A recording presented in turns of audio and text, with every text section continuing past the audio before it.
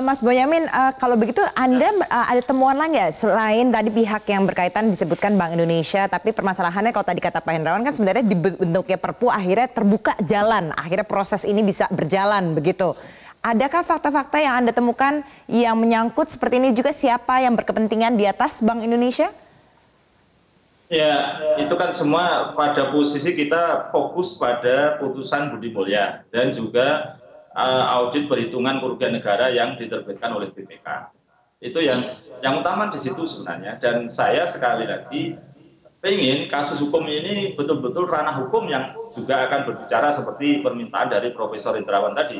Bahwa kita tidak ingin ada fitnah, ada prasangka. Dan kita kembalikan aja, kita fokuskan aja Mbak Nini ke proses hukum yang sudah ada. Bahwa dulu kan selalu digembar-gemborkan itu kebijakan tidak bisa dipidana dan itu sudah dianulir sampai Mahkamah Agung bahwa cara memperoleh kebijakanlah penyalahgunaan wewenangnya dan kemudian juga idiom rumah perampok yang terbakar harus diselamatkan karena tidak akan istilahnya malah akan membakar rumah tetangganya itu kan sudah dimentahkan oleh hakim juga bahwa ini bukan rumah perampok yang terbakar tapi rumah yang digerogoti oleh pemiliknya dan roboh jadi tidak mempengaruhi rumah-rumah yang lain.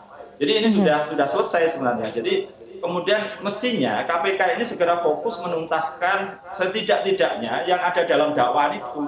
Sehingga nanti akan terbuka lagi apakah yang terjadi sebelum penyelamatan, selama penyelamatan, dan kemudian yang kemarin yang diberitakan oleh media asing itu kan setelah penyelamatan yaitu penjualan Bank Mutiara kepada Citras kan itu. Nah nanti dari yang pada saat penyelamatan ini aja belum tuntas gitu kan. Jadi KPK itu kan selalu ngomong tentang pintu masuk gitu kan. Lah pintu masuknya sudah ada malah tidak dimasuki.